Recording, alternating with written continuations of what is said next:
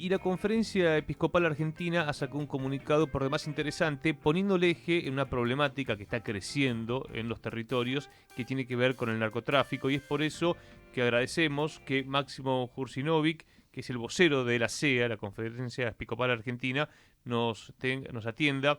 Máximo, ¿qué tal? Lucas Molinari, aquí en Radiográfica, te saluda. Lucas, ¿cómo estás? Buen día, gracias por el llamado. Yo también estoy como los de River anterior, pero bueno, acá estamos fuertes igual.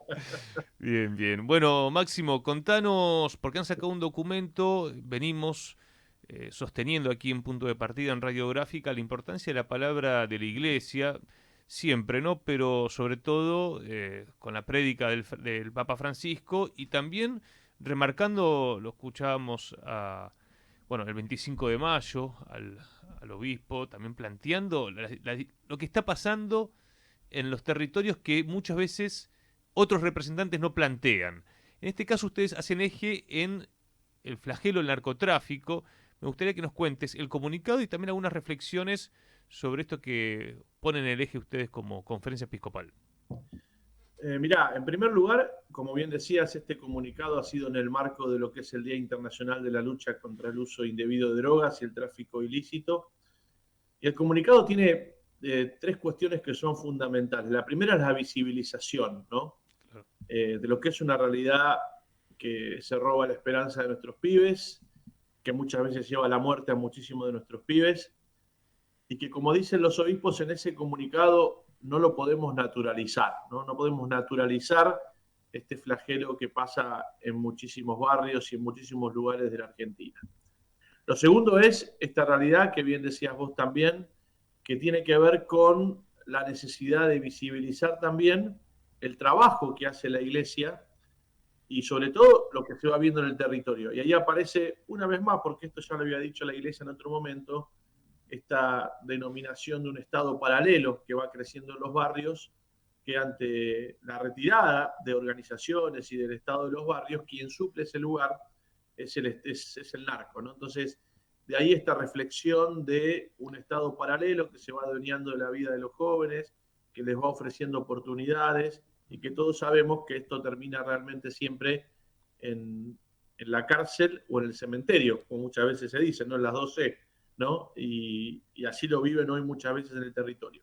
Y lo tercero, sí, también el documento lo plantea, una necesidad de insistir en lo que es el acompañamiento a la Iglesia como una institución que trabaja casi para 300.000 jóvenes en situación de consumo a lo largo del país, siendo referencia a los hogares de Cristo, la Facenda de Esperanza y tantos centros barriales que trabajan en la recuperación de estos pibes que llegan rotos a nuestros lugares, ¿no? Y que por supuesto necesitan, como lo hay, la contención de una comunidad y el voluntariado, pero también se necesitan fondos porque se necesita el trabajo profesional, ¿no? Para acompañar a estos pibes. Creo que esas tres son, Lucas, las cosas más importantes que tiene el comunicado. ¿Y qué está pasando hoy con la política pública del Estado argentino? A ver, como también lo manifiestan los obispos en el documento, hay en cierta manera una desfinanciación que impacta especialmente en lo que son, por ejemplo, programas, ¿no?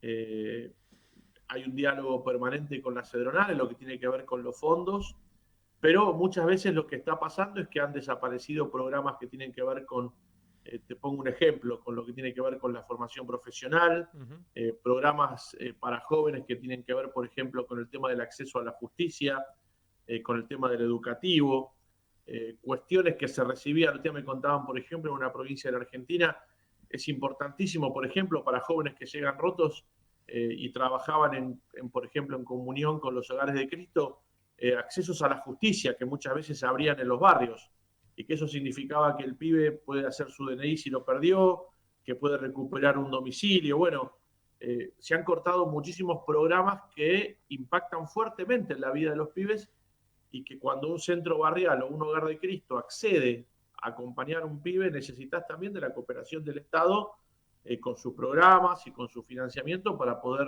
recuperar eso.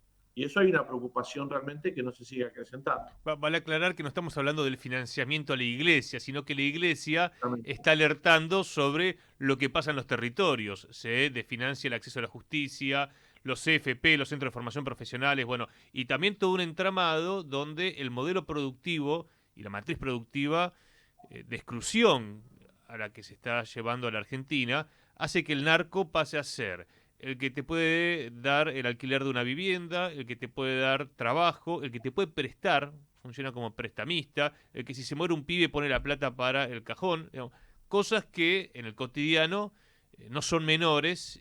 Bueno, a ver, el Pablo Escobar que vimos en En la series, serie, tal cual. ¿no? Se va multiplicando en territorios ante una Argentina empobrecida, ¿no? Exacto, ¿no? Cosas que a veces veíamos en las series, tal cual, ¿no?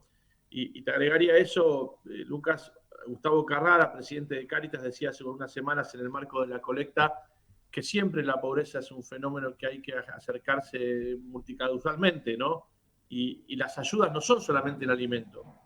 Justamente para que un pibe no caiga en la droga en un barrio necesitas una salita cerca, necesitas un acceso que no sea de tierra, necesitas una cloaca, necesitas una contención, necesitas una escuela, ¿no? Hay muchas cosas que son parte del acompañamiento, que no es solamente lo alimentario, a veces se centra todo ahí, que por supuesto es una necesidad básica y así se vive, pero bueno, justamente para evitar todas estas cuestiones hay que ayudar. Y te sumaría una cuestión más y muy profunda que tiene enorme que ver con el narcotráfico en los barrios, que es el tema de la proliferación del juego online en la vida de los jóvenes en los barrios, que hace que hoy, por ejemplo, algunos hasta en ese estado paralelo se comprometan a pagar deudas de juego online, por ejemplo, ¿no? Que está pasando ya en muchísimos lugares de nuestro país, que el narco aparece a saldar deudas del narco, perdón, del juego, y eso es una realidad también que va creciendo Uh -huh. en un sistema, bueno, que tenemos que tratar de seguir humanizando. Tal cual.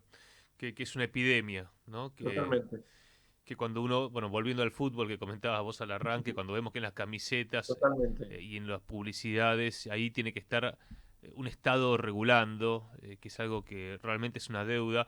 Ahora, también cuando hablamos del narcotráfico, aparecen a veces noticias a las que muchos medios de comunicación no le dan bolilla, que es en el puerto de Vicentín, en Santa Fe, se encontraron tantos kilos de cocaína. Es decir, que vamos viendo que está por un lado la realidad en los barrios, pero por otro lado está, bueno, ¿qué pasa en el río Paraná? ¿Cómo mirar eso como problemática más integral? A ver, yo creo que siempre justamente hay que diferenciar claramente lo que es el trabajo sobre la demanda de droga y sobre la oferta, ¿no? Sobre la oferta de droga claramente también tiene que ver con una mirada desde la fuerza de seguridad, qué es lo que se está haciendo realmente para evitar el tráfico. Hoy también es el día justamente donde hablamos del tráfico ilícito.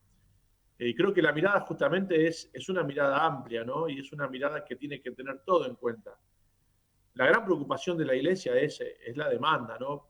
Ponernos a pensar qué hace un pibe de 9 años demandando droga en un barrio, ¿no? Y que por supuesto todo ese sistema que vos decís es el sistema que termina siendo el alimento de todo eso, ¿no? Detrás de esto, para la iglesia por lo menos siempre ha estado este tema de qué nos pasa que un pibe de 9 años hoy está demandando droga en un barrio y que ahí donde vos decís, en esos casos es donde comienza muchas veces ese sistema de muerte, ¿no? Con respecto al documento que ustedes han sacado, ¿hubo algún tipo de respuesta del gobierno? Porque ustedes están alertando sobre el desfinanciamiento de políticas públicas como la del Cedronar, por ejemplo. Eh, ¿Hubo Con el algo? Cedronar hay un muy buen diálogo desde siempre, porque es una Sí. institución, la Iglesia tiene como institución una gran ligación con la Cedronar a partir de su trabajo. Después no ha habido comunicación entre otros organismos del gobierno. Máximo porque, a ver, para ponerlo, digamos, blanco sobre negro, ustedes lo que están planteando es, che, en el ajuste que se está desarrollando, se están llevando puestas también políticas públicas que agravan la situación en los territorios.